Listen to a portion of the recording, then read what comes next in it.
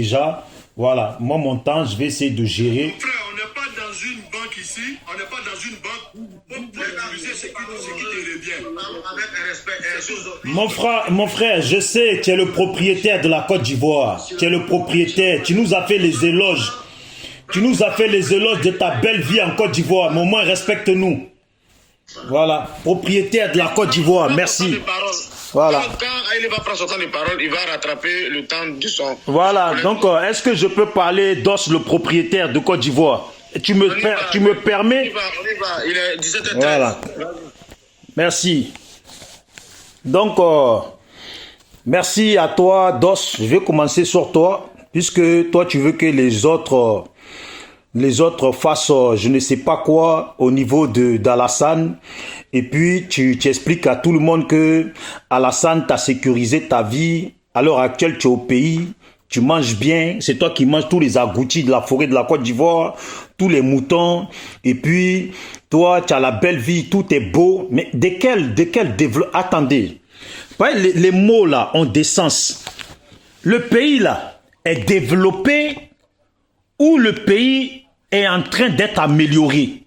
Voilà, il faut expliquer. C'est développé ou c'est en train d'être amélioré? Quelques parties du pays ou d'Abidjan est en train d'être amélioré ou Abidjan est développé.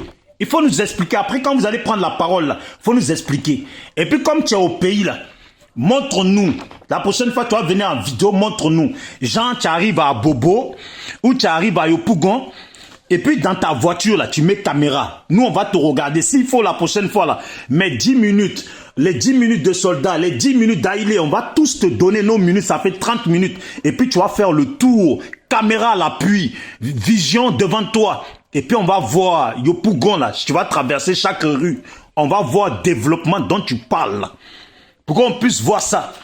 Voilà, parce que peut-être vous ne savez pas, vous ne connaissez pas l'essence des mots, c'est pour ça que vous parlez de développer, oui, on a fait pont là-bas, on a fait là, on a mis goudron jusqu'à chez moi, ils ont construit l'université chez toi. Mais j'ai l'impression que quand vous citez là-haut, j'ai l'impression que le pays là, si c'est pas Abidjan là, c'est au nord. La Côte d'Ivoire se résume soit à Abidjan et à un certain endroit d'Abidjan, et puis pouf, on passe à une autre image. Et puis l'autre image là, c'est le nord. C'est au nord qu'il y a ci, c'est au nord qu'il y a ça. Donc comme disait la petite fille là, vous là, depuis que vous êtes au pouvoir là, vous ne voulez même pas qu'on goûte quoi. Vous ne voulez même pas qu'on goûte pour savoir s'il y a du sel dedans. Vous ne voulez pas. L'université, tu parles là, chez moi à Zikiso, il n'y a pas d'université.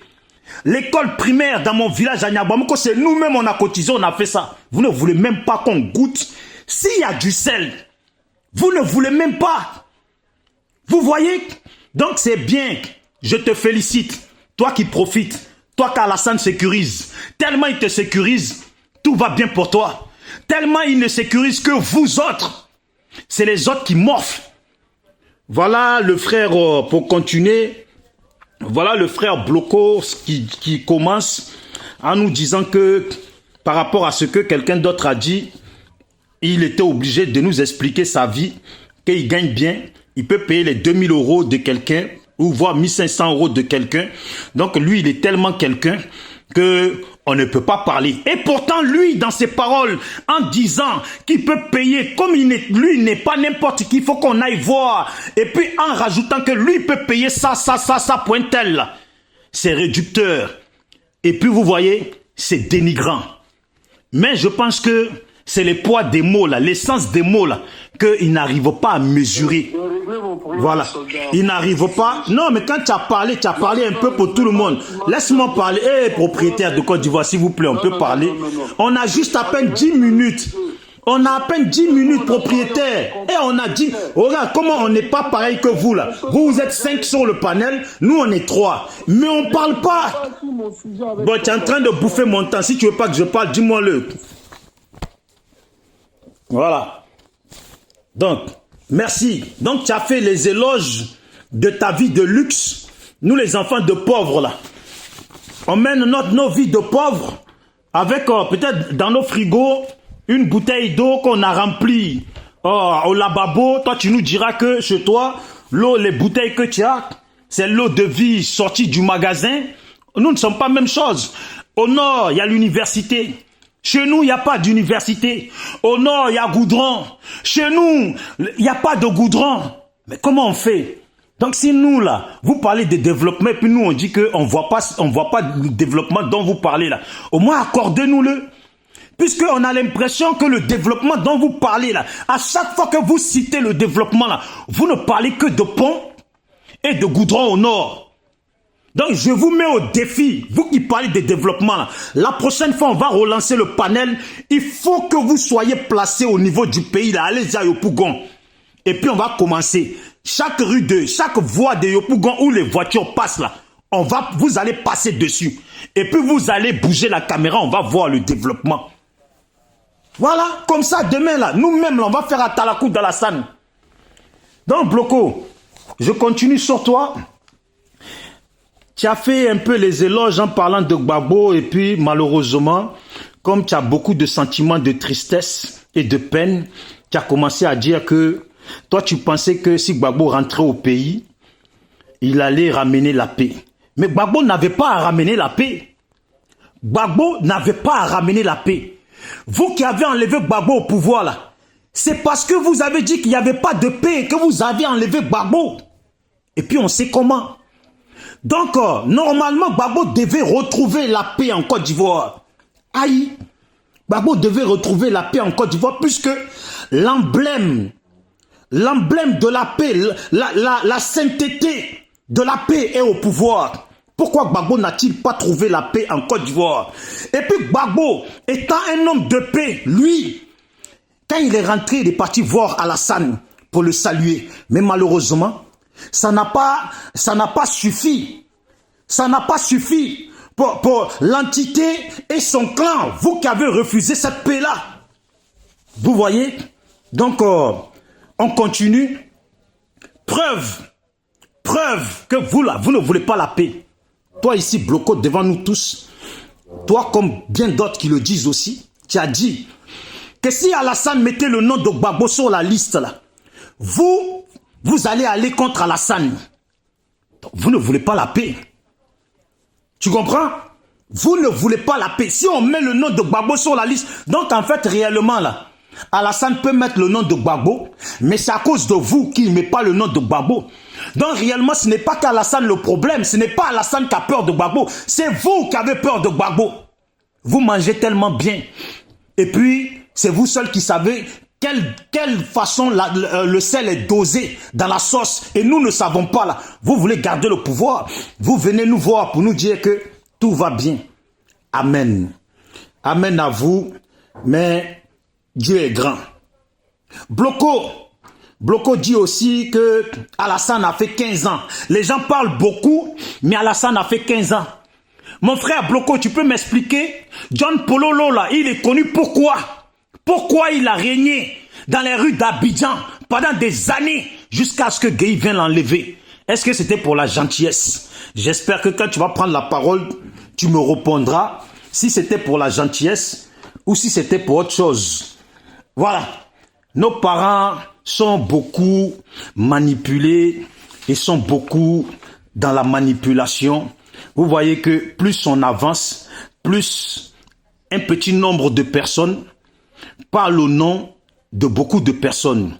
Voilà pourquoi tout à l'heure, je disais que le fait qu'on demande Gbagbo ou les pro-Gbagbo demandent qu'on mette le nom de Gbagbo sur la liste, c'est pas mendier.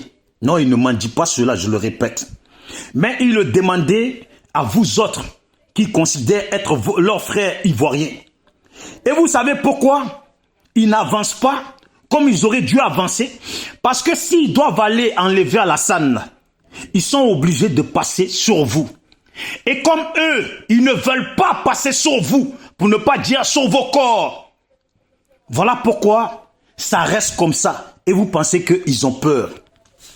Mais vous, de votre côté, ça ne vous gêne pas à vous d'aller contre eux et les massacrer. Vous ne pensez pas comme eux. Vous ne pensez qu'en violence, en violence, en violence. Je ne sais pas si c'est une éducation au nord Mais je dis toujours, c'est plutôt une éducation de rebelles et des rébellions et des gens qui font des coups d'État, les massacreurs. Je ne peux pas croire que ça soit une éducation. Chez mes parents Sénoufo, chez mes parents Djimini, chez mes parents Koyaka et chez mes parents du Nord et chez les vrais Ivoiriens. Voilà. C'est important de dire ça parce que souvent quand on parle, vous venez comme ça, comme des escargots, dire que... Mais quand vous parlez là, et puis vous dites que ceux qui soutiennent Alassane là, ce ne sont pas des vrais Ivoiriens. Non, on dit, il y a une grande partie, ceux qui soutiennent Alassane et puis qui font qu'il reste au pouvoir là. La plupart là sont des étrangers. Mais attendez, pendant la rébellion, vous ne pouvez pas nier que des étrangers sont venus et puis ils ont massacré les Ivoiriens. C'est de cela que nous parlons. C'est de cela que nous parlons. Mais il y a une petite, infime partie des nôtres qui aujourd'hui mangent dans le pouvoir, qui sont là au COI associés à des étrangers pour faire du mal à leurs frères ivoiriens et puis aujourd'hui qui applaudissent qu'un fils du Nord dont on dit qu'aujourd'hui il est le chef de la rébellion, qu'on a poussé à aller écrire un livre pour se faire passer pour le chef de la rébellion aujourd'hui, vous vous moquez de lui. Vous vous moquez de lui. Mais quand vous vous sentez en danger là, comme le frère le disait tout à l'heure pour nous faire savoir que sachez-le bien comme un prêche, un homme qui prêche, sachez-le bien que si demain vous enlevez Alassane et le RHDP au pouvoir là, nous allons aller avec Soro, le même Soro dont ils disent qu'il est le chef de la rébellion et puis ils sont contents qu'ils soient en exil. Vous voyez, le monde est ainsi fait. Comment on peut comprendre le monde des violents, les mondes des tueurs, les mondes des délinquants? Les délinquants n'ont jamais de sens de vie. Ils vont où leur intérêt est. Voilà pourquoi, là aujourd'hui, votre intérêt est du côté d'Alassane. Mais si demain il perd le pouvoir, là, votre intérêt devient Soro Guillaume. Eh Dieu, Allah, voilà tes enfants qui prient, qui disent que demain ils vont aller dans ton paradis. Tu es témoin sur cette terre de ce que subissent les Ivoiriens. Chaque chose a son temps. Nous, on croit que... Nous, on croit que ça va changer. Je m'arrête là, je m'arrête là. Je suis tombé à pic, je m'arrête là, mon frère. Merci. Je suis mon frère, parce que tu m'as coupé. Tu as oublié que tu m'as coupé? Je t'ai pas coupé, je t'ai rien dit. Tu as oublié que tu m'as coupé tout à l'heure et puis Bloco m'a coupé. Bon, propriétaire du pays, prends la parole. C'est Ibra, faut prendre la parole, parce que Ibra. Oui, pas que, il m'a dit de te dire d'ouvrir pour lui. Tu parles, Ibra. Ibra dit d'ouvrir pour lui, il a toujours...